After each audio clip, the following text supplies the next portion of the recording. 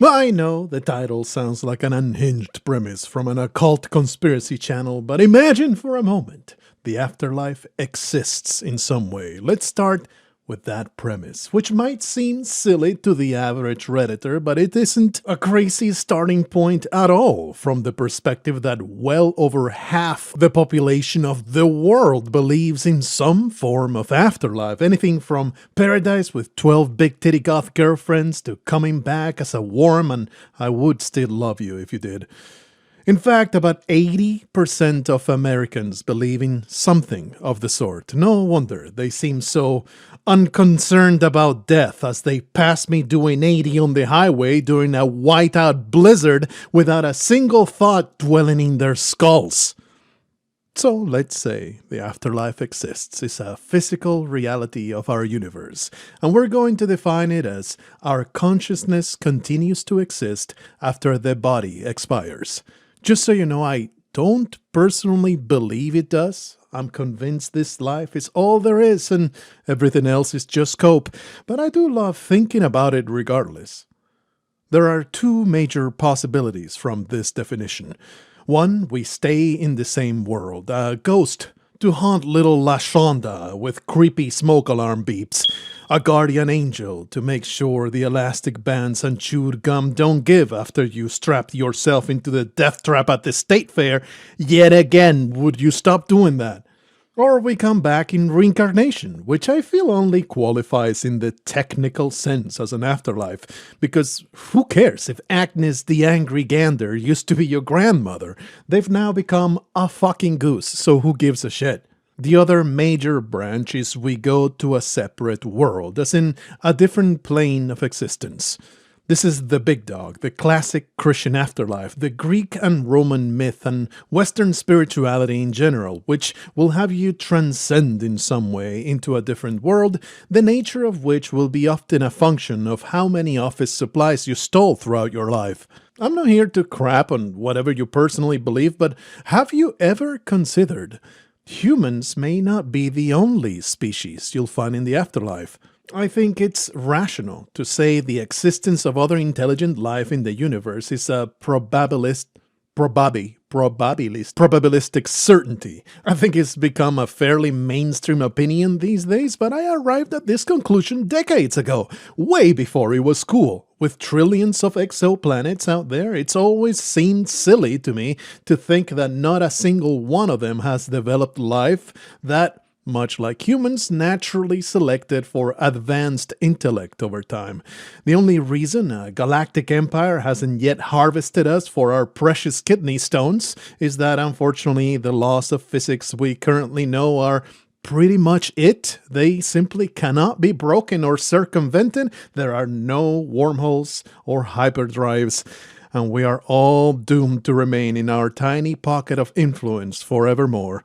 I know, it's a real downer, and that's why we'll be struggling to accept this simple truth all the way up to our collective last breath. But if you believe in one true God, the Almighty Creator, do you think He'd limit His creation of life to just this one planet? Made a whole universe, millions of galaxies, just for humans to admire at a distance? It feels a bit self-centered to believe that, like all those other geocentric ideas that used to make us the literal center of the universe. Seems more reasonable that this same creator would have a number of believers in all these different societies scattered through the cosmos, his creation, all with analogous myths and holy scriptures stemming from the same divine source. And if that's the case, would they all not share the same beliefs that will take them to paradise or damnation?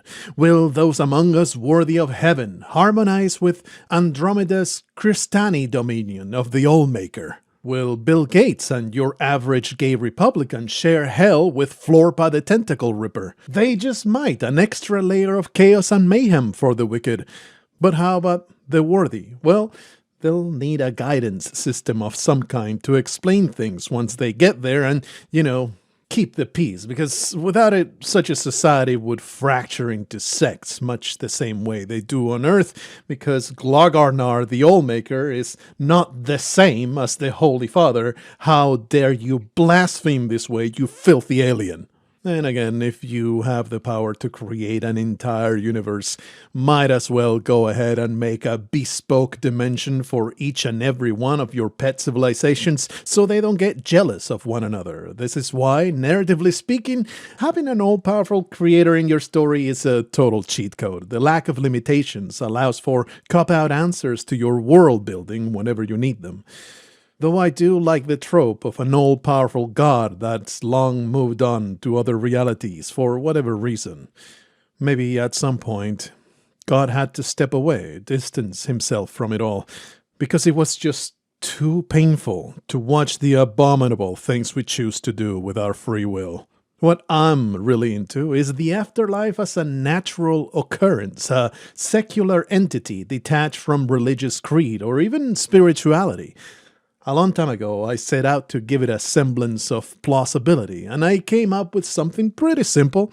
Our survival imperative is so deeply embedded into our nature that consciousness develops a shunting mechanism to basically escape onto a new plane of existence. Relatively few humans will be capable of it, and only if they become aware they're about to die right before the end. Basically, the body creates the consciousness, then the consciousness survives the body. And as I thought about all this, I realized there is no reason why only humans would be capable of it. The result would be an afterlife that feels like a mix of fantasy and space opera, with all the esoteric, strange experience of continuing to exist without a physical body, and the mix of tons of alien races interacting with one another, and without a religious figure of authority to make sure it doesn't all devolve into a clusterfuck of hostility and xeno-hatred. Existence becomes survival of the fittest all over again, with factions arising along the predictable tribal lines. But because there is no concern for food or shelter, nobody ages, nobody is getting cancer. How would all these different factions exert their dominance and wield their power over one another? When you start thinking about it, you realize the huge proportion of our lives that's driven by the need for food and shelter and staying healthy, and all sorts of entities use those needs as leverage to exert power over you. Remove all those and remove the expiration date ever present in the back of your mind. What currency are you left with? All these questions and considerations are at the center of my novel, Eternal, an illustration for which you've been watching take shape on screen. I painted a big pile of illustrations for the new release, and this is actually the one I struggled with the most due to the weird perspective and shape of the landscape. I wanted an afterlife that felt truly alien, fundamentally different to our life experiences. Without food or money or things to own, boredom is a real problem in this place, but it's greatly palliated by the fact that every damn alien race is the enemy of humanity. And there's still pain, there's still violence, and ways do exist to terminate the existence of a soul. When thinking about all this, it seemed inevitable to me that there would be extreme hostility between the alien races. If humans will go to war over yellow cake and harbor generational hatred against the next village over the hill because they talk funny over there, imagine what happens with cultures from entirely different planets, especially if all of them are survival-minded as a requisite to exist in this place. In fact, it is my theory that intelligent alien life out there is fundamentally similar to humanity. If we assume that the laws of the universe are uniform throughout, then it would make sense for life to always come about along similar paths. Living organisms will face all the same challenges, roughly. Gravity, environment, navigation, resource gathering, all these things will have similar needs no matter where life springs, because the underlying laws are the same, and so natural selection will adapt to the challenges in similar ways and come up with similar solutions.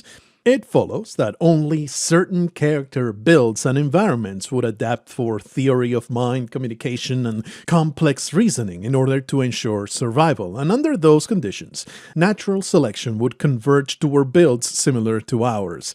For the most obvious example I can think of, no matter how smart they get, dolphins won't start banging rocks together until they can walk on land. There is, of course, a lot of variance possible, lots of room for ached nipples and girthy face tentacle, because survival of the fittest and evolution and natural selection, all of that doesn't mean make the optimal choice for long-term survival. It means select the progeny best suited to survive in the current environment until procreation. That's the one and only driving force for evolution, and why your micropenis still qualifies as an acceptable means for reproduction as long as you're rich enough.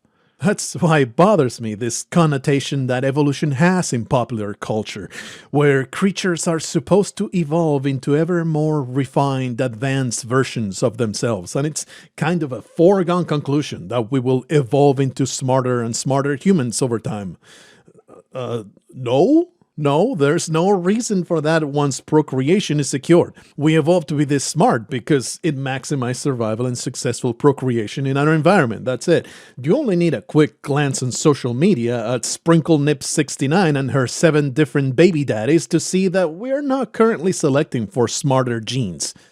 So all these alien life forms would have plenty of vestigial traits and flaws and quirks and weird cultural bullshit, all extremely alien to our perception, and yet strangely familiar due to our converging evolutionary paths.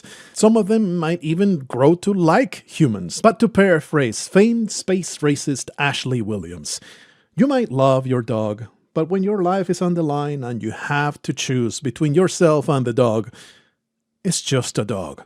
Of course, I'm speaking in generalities. Most of us can probably imagine forging an interspecies bond that defy all norms and official policies. There's a reason the aliens are overwhelmingly the most popular romances in Mass Effect. Ali, best girl. But there's a big difference between individual exceptions and nationwide practices and dispositions. Exploring such individual relationships that defy the mainstream is a tried and true mainstay of storytelling, after all. The primary goal of this video is to pique your interest in the eternal universe, but as usual, I'm genuinely curious about your opinions on this super nerdy topic. It feels like discussing D&D monster stats or Warhammer lore, with the added wrinkle that maybe, we might get to see some of this stuff once our time finally comes. Believe what you will, and may your steps cast a shadow.